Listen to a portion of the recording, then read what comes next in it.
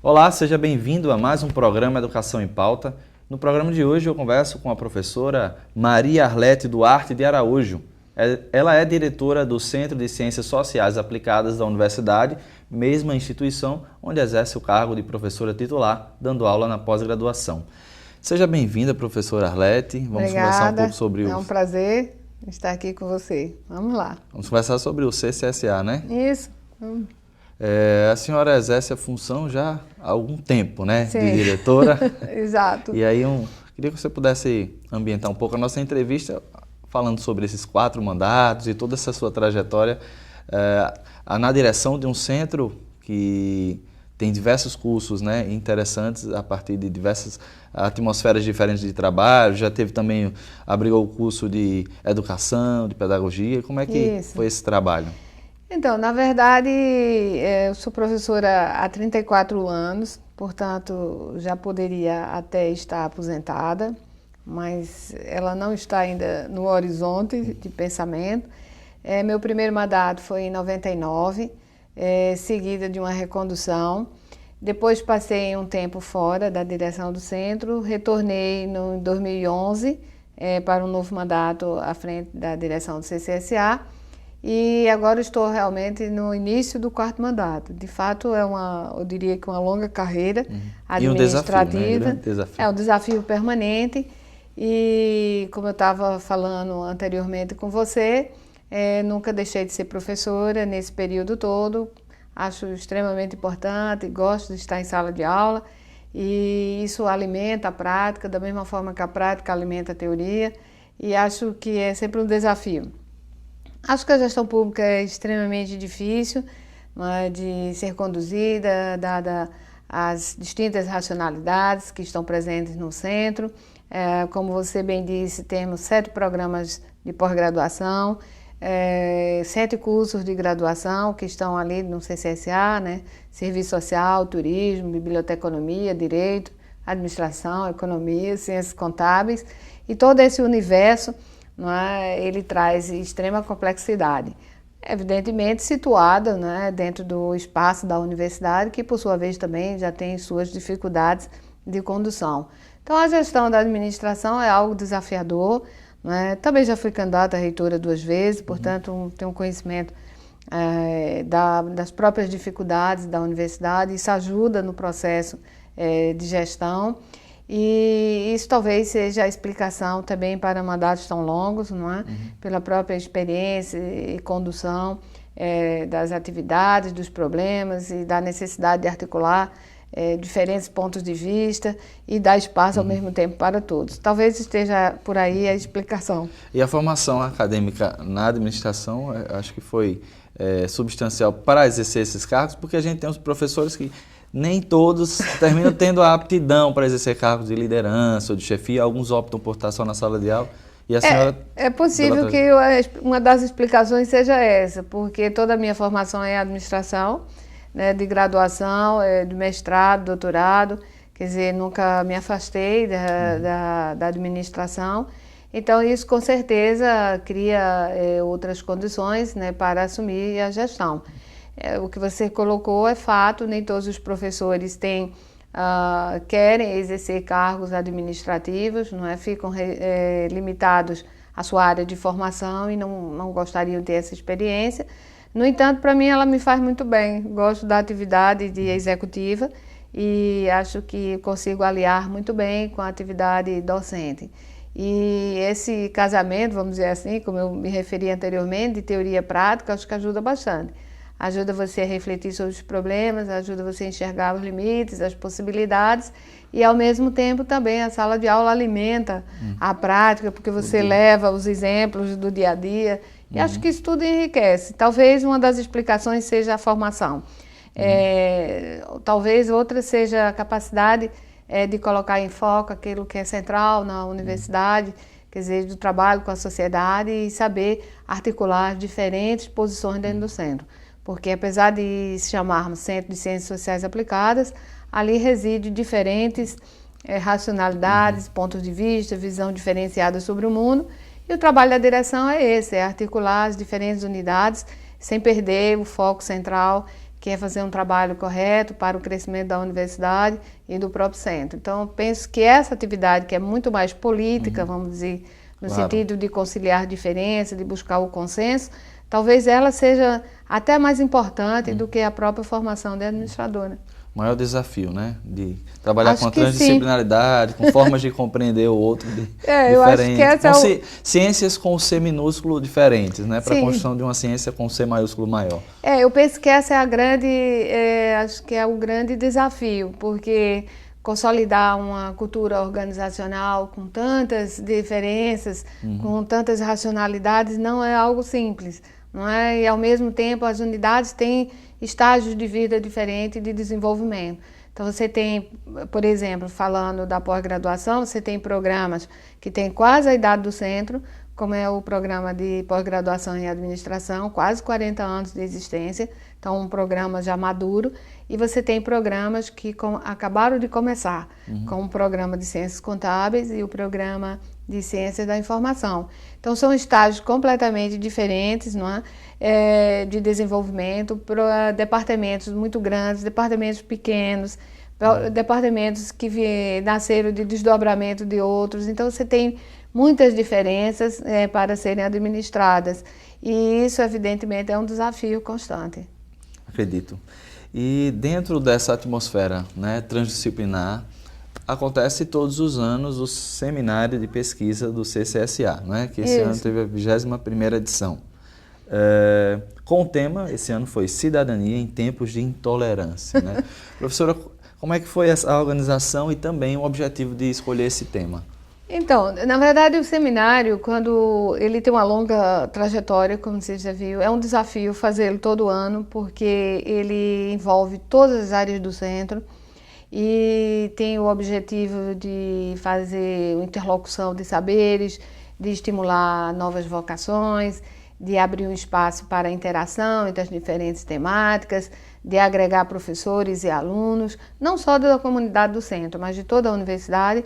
E também o próprio seminário já tem atraído pesquisadores da Paraíba, de Pernambuco, quer dizer, do interior do Rio Grande do Norte, até tivemos participação também do Maranhão, portanto ele já até sai do espaço, muita gente aqui local, do IFRN local, né? Foi participar esse ano, então ele já tem uma abrangência grande.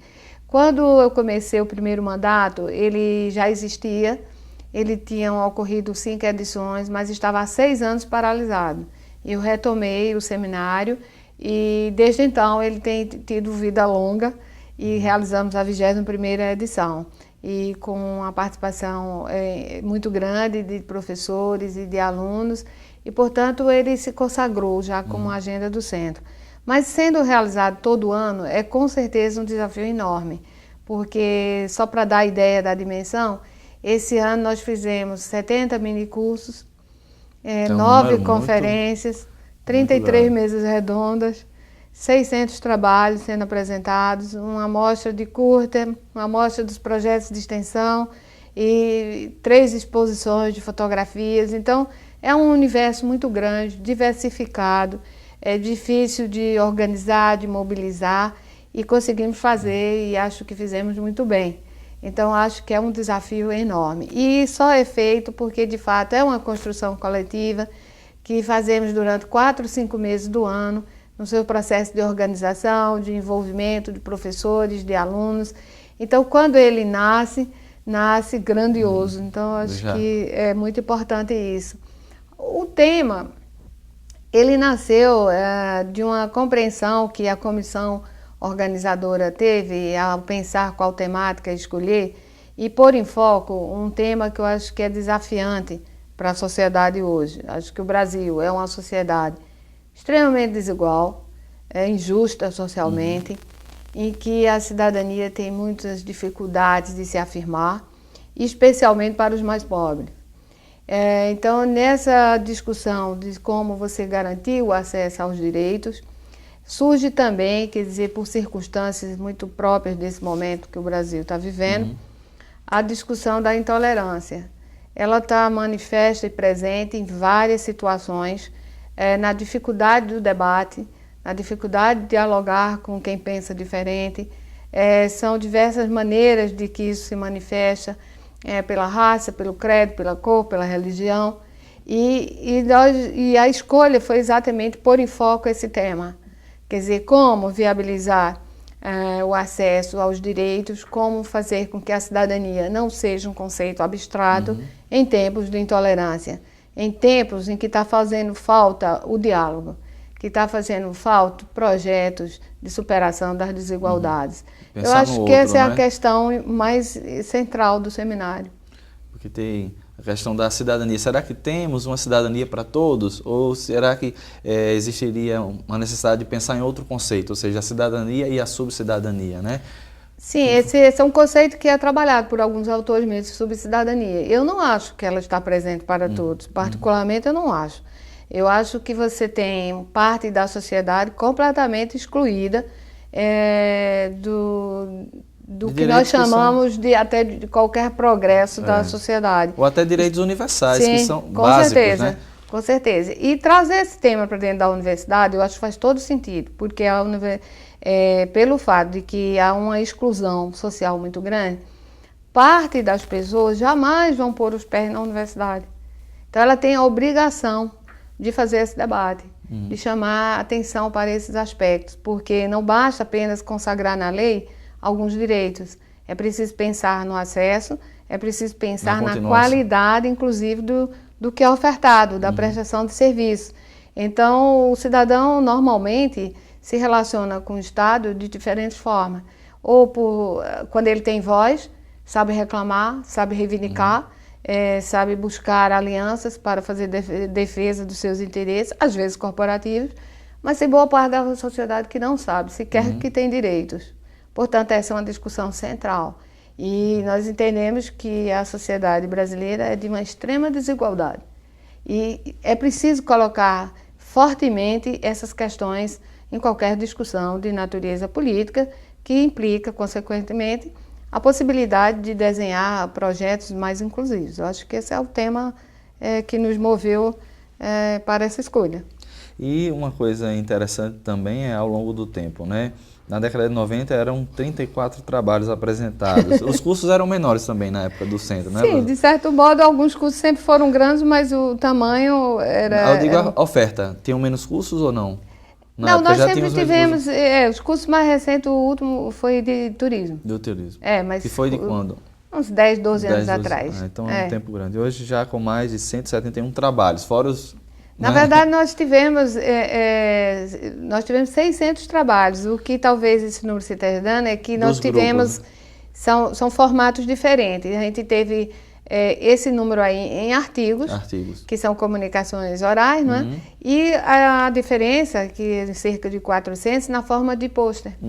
Aí o total é que é, de fato, 600. 600, né? Aproximadamente. Então, esses 170 são aqueles dos grupos de trabalho, isso, né? Isso. E os outros posters são os dos corredores. Na verdade, os GTs, que são os grupos de trabalho, que hoje tivemos mais de 35, eles são áreas temáticas de interesse dos professores, que recebem, quando os trabalhos são submetidos, eles são submetidos já ou na forma de comunicação oral ou de banner mesmo, de post. Portanto, eles obedecem ao mesmo grupo temático, mas tem formatos de apresentação diferentes. Professora Arlete, a gente vai fazer um breve intervalo, mas voltamos a conversar sobre esses trabalhos, essa forma de organização do seminário. E você de casa não saia daí, já já a gente volta com o segundo bloco do programa Educação em Pauta. Até já!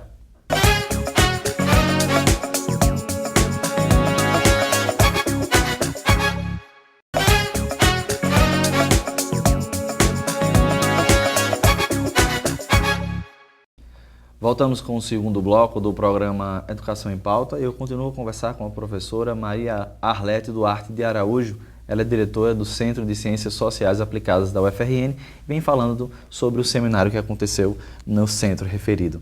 Professora, no bloco anterior a gente estava falando sobre essa divisão dos trabalhos, né? E eu imagino que a dificuldade de organizar tantas linhas de pesquisas, grupos de trabalho, cada professor com o que a gente chama, entre aspas, de objeto de pesquisa, né? De metodologia, 44 grupos de trabalho. Como é que foi resumir tudo isso na tentativa de apresentações orais? Então, a premissa básica do seminário se apoia fortemente no interesse de estudo do professor. Então, nós fazemos a chamada do seminário e quando nós fazemos a chamada, já apresentamos os grupos temáticos que foram identificados no centro. E por que fazemos assim?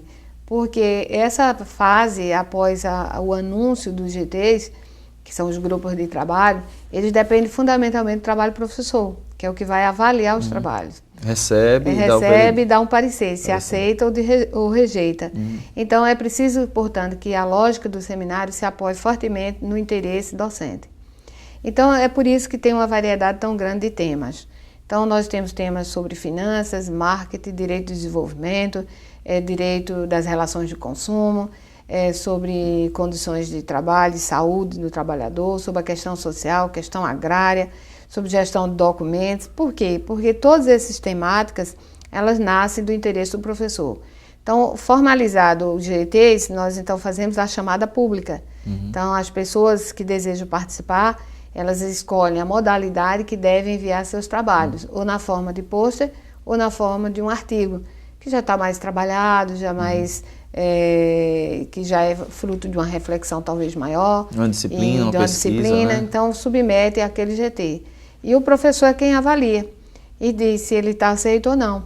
Portanto, tudo nasce realmente no interesse docente, no interesse de estudo, que já por sua vez, naturalmente, já agrega outros professores naquela temática ou outros alunos. Essa é uma primeira fase. A segunda é a oferta de minicursos, que também é uma outra chamada. Dentro foram quantos minicursos? 70.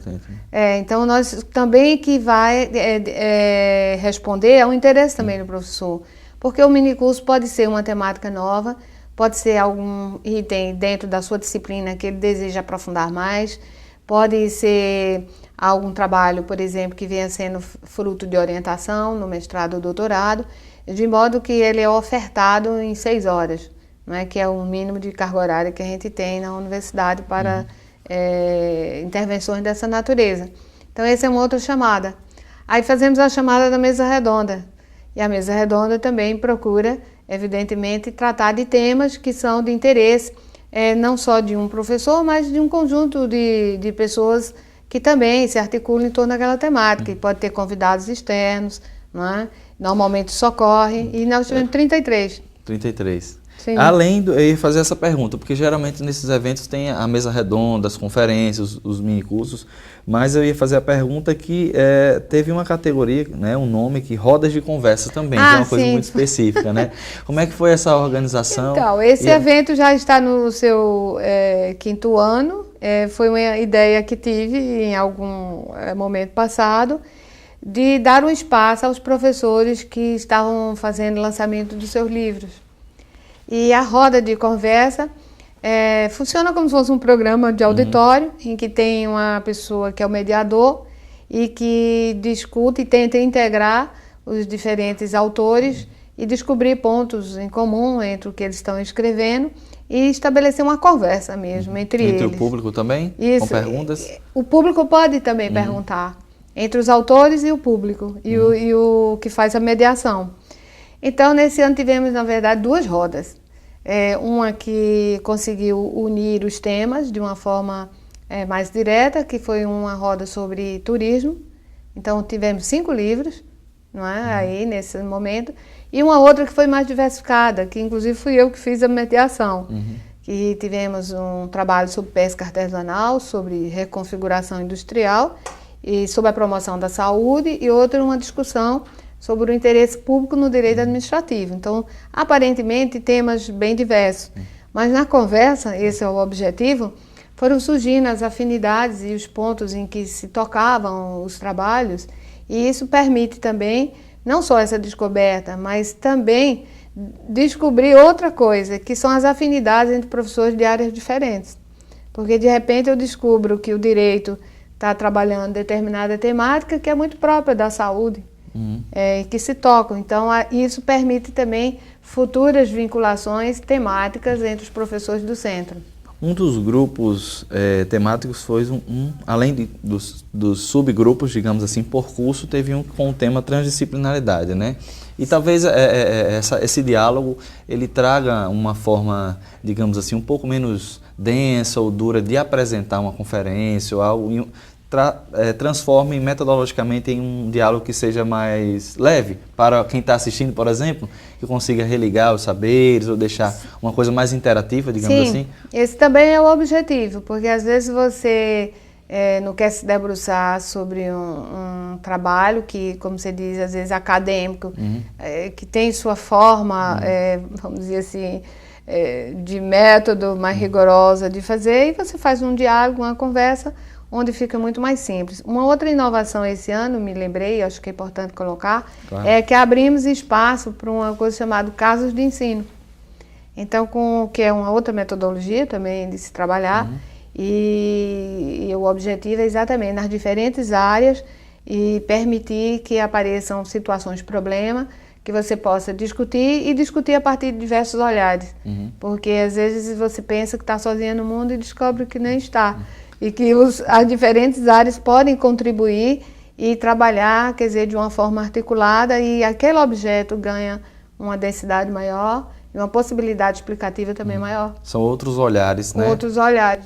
Outras metodologias que fogem daquela receita pronta, né, professora? Sim, e um outro aspecto do seminário que também é importante é o seguinte: nós temos sempre uma conferência de abertura, mas temos conferências específicas para cada curso. Então, por isso que temos 7, 8 conferências no mesmo evento, porque tem uma que chama atenção para a temática do seminário e a outra que é mais específica, porque exatamente para garantir o interesse que é próprio da diversidade.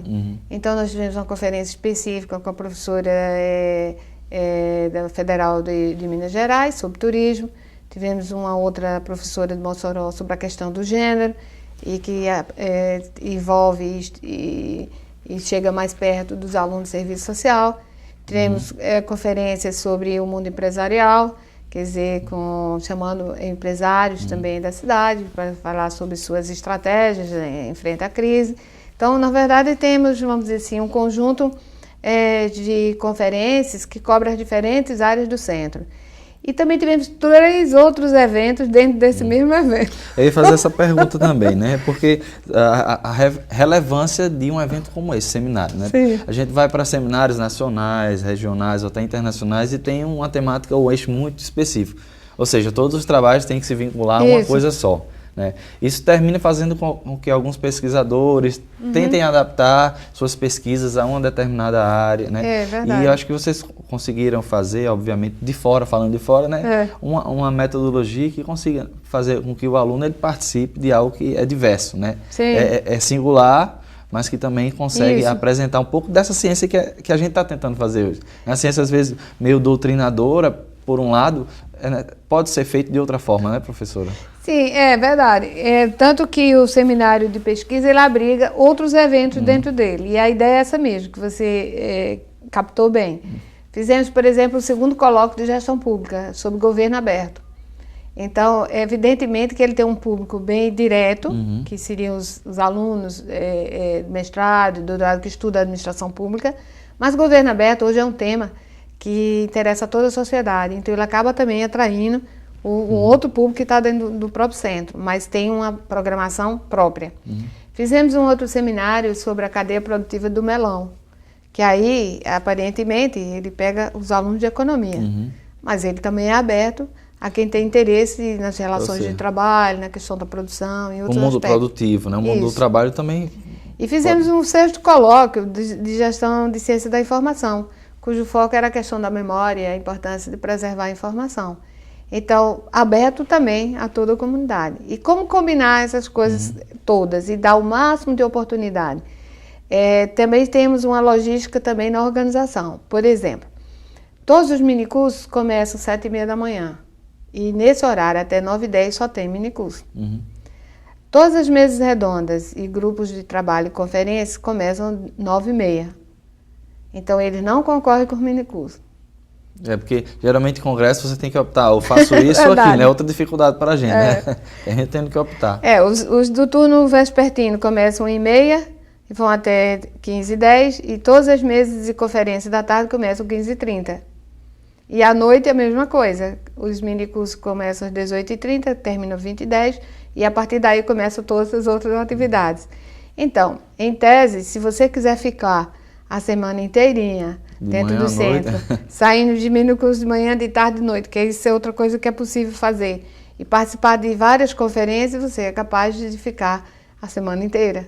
Esse é outro objetivo. Estou só imaginando a dificuldade de fazer esse fluxo funcionar, viu, professora? É verdade, é uma boa logística. Eu, que sou a coordenadora geral do evento, acho que consigo ver no máximo 2 conferências só, porque a logística realmente impõe um esforço muito grande de organizar frequência, participação, sala funcionando corretamente. Vez por outra tem aqueles probleminhas de evento, mas no geral acho que conseguimos fazê-lo bem. Fazer bem.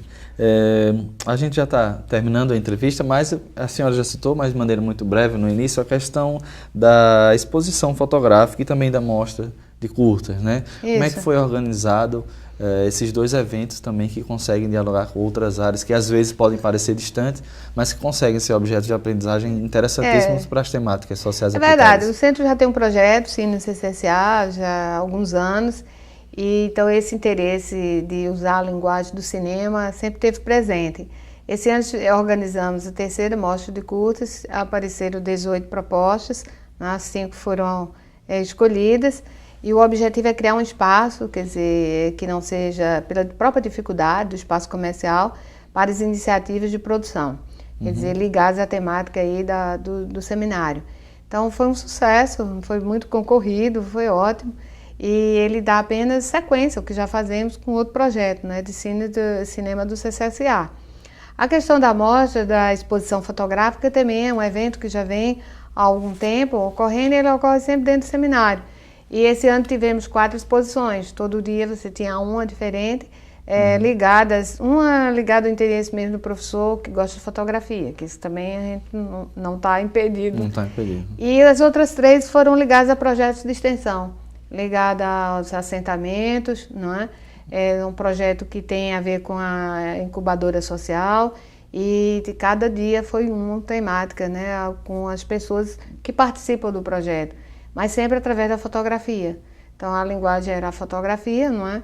E ali você também discutia a ação da universidade em relação aos diferentes projetos de extensão. Então, como você vê, é uma soma de coisas diferentes, exatamente porque temos a compreensão de que a aprendizagem se dá em qualquer espaço, ela não precisa estar na sala de aula. E nem só na universidade, né? E nem só na universidade, com certeza. E esse diálogo entre os diferentes projetos, ele é extremamente importante.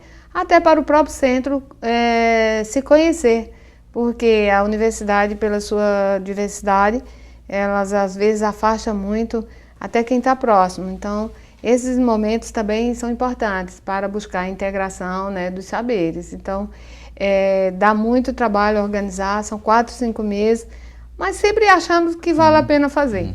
Faz ciência com prazer, né, professora? Dá para notar.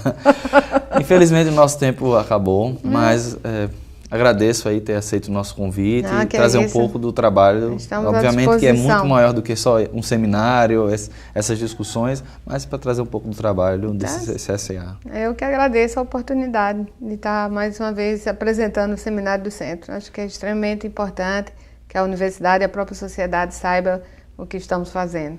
Obrigado, professora. Obrigado você também que está em casa pela sua audiência. Infelizmente o programa terminou, mas você pode acompanhar essa e outras temáticas também pelo nosso canal no YouTube, achar todos os programas anteriores. E lembrando que o nosso encontro é sempre aos sábados, às 10 horas da manhã, pela TV Câmara, com reapresentação nos domingos também no mesmo horário. A gente se vê na próxima semana. Até lá!